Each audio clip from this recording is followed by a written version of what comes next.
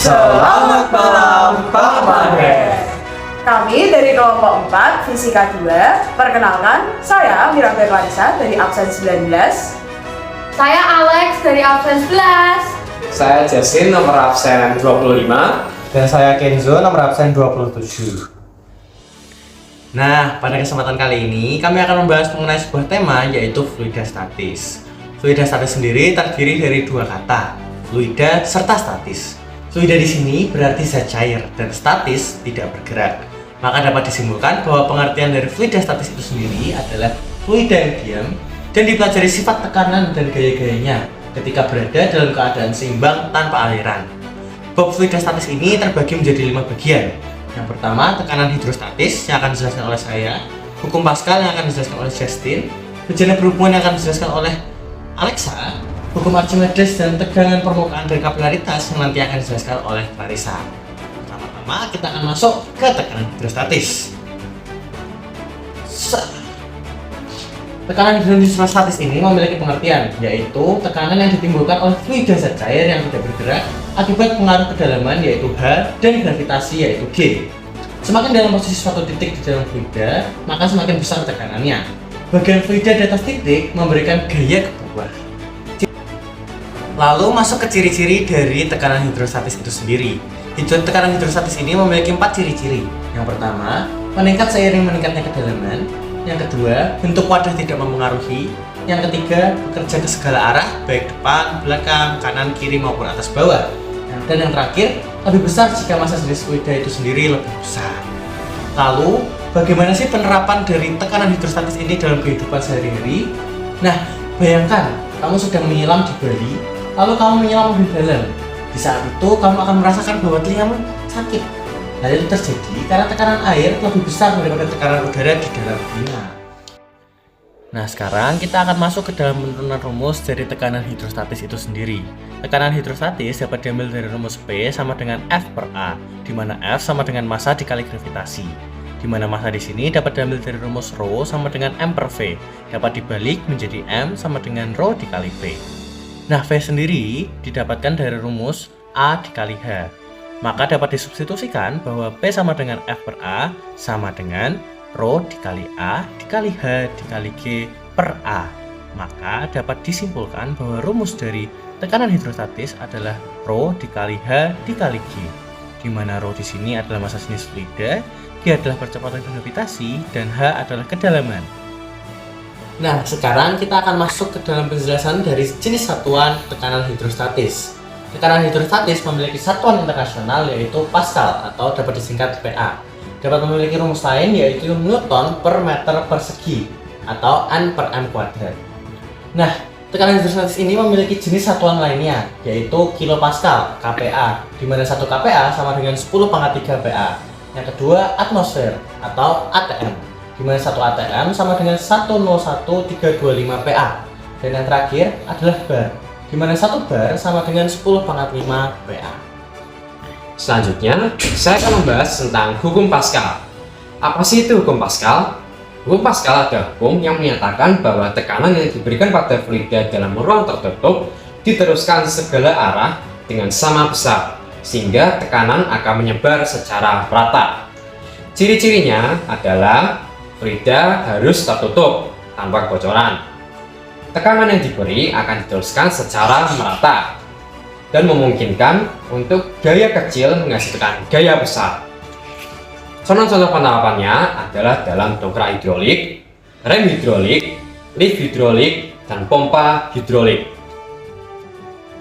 Penurunan rumus hukum Pascal dapat dilihat pertama-tama dari tekanan 1 sama dengan tekanan 2 atau P1 sama dengan P2, di mana rumus P adalah F per A, sehingga F1 per A1 sama dengan F2 per A2, di mana F adalah gaya dan A adalah area atau luas penampang.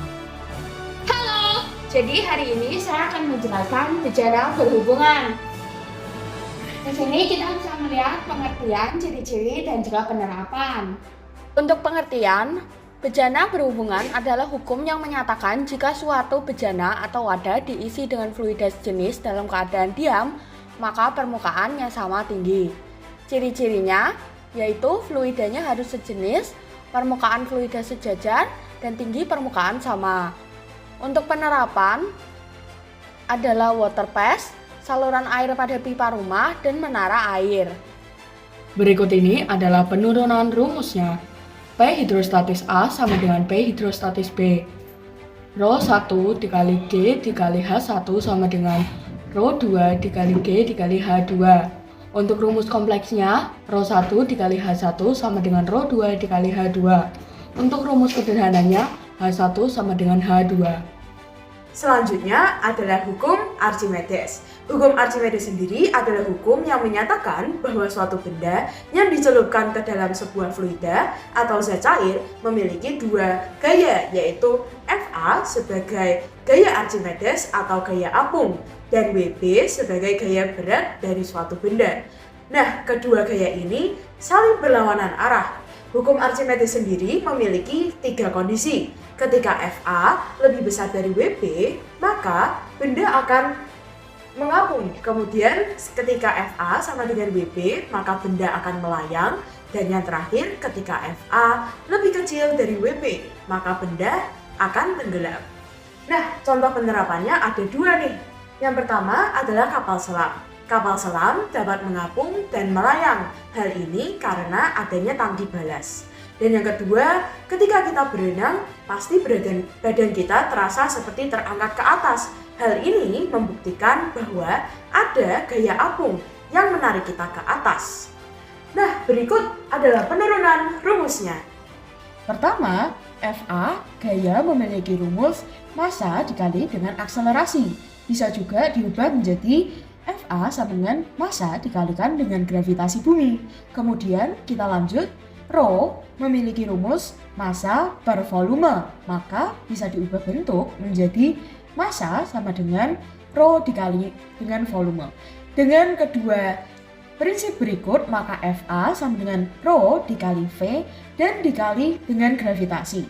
Biasanya dalam buku-buku akan tertulis Rho dikali gravitasi dan dikali V, di mana Rho adalah Rho milik fluida dan V adalah V yang tercelup. Oke, yang terakhir, last but not least, tegangan permukaan dan kapilaritas. Mari kita lihat. Tegangan permukaan adalah sebuah gaya yang terjadi pada permukaan cairan karena berinteraksi kuat dengan molekul di sekitarnya.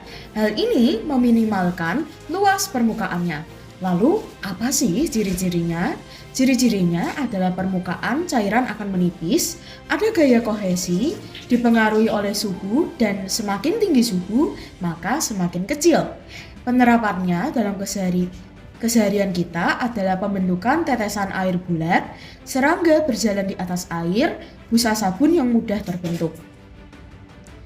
Nah, rumus untuk mencari tegangan permukaan adalah gamma sama dengan F dibagi L, di mana gamma adalah tegangan permukaan dengan satuan Newton per meter, F adalah gaya, dan L adalah panjang garis permukaan yang ditarik. Berhubungan dengan tegangan permukaan, kapilaritas adalah peristiwa naik turunnya permukaan cairan di dalam pipa kecil atau bisa disebut kapiler. Hal ini terjadi karena adanya gaya kohesi dan adhesi. Lalu ciri-cirinya adalah cairan yang membasahi permukaan naik di pipa kapiler, yang tidak maka akan turun. Semakin kecil pipa, maka kapilaritasnya semakin kuat.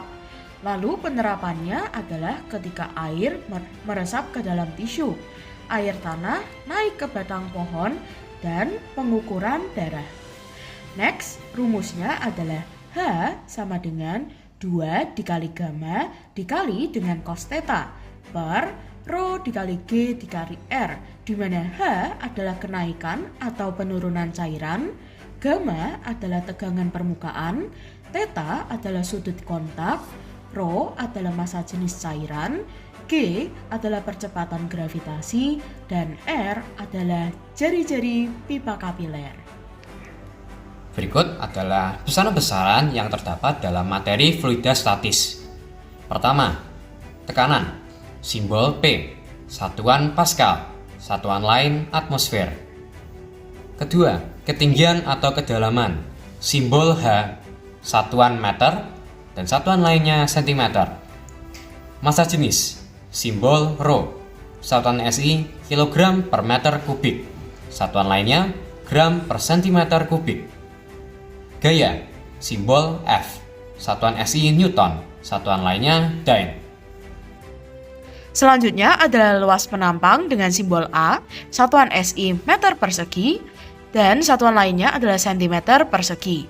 Volume dengan simbol V, satuan SI meter kubik, dan satuan lainnya adalah sentimeter kubik. Selanjutnya, percepatan gravitasi dengan simbol G, satuan SI meter per second persegi, dan satuan lainnya adalah Galileo.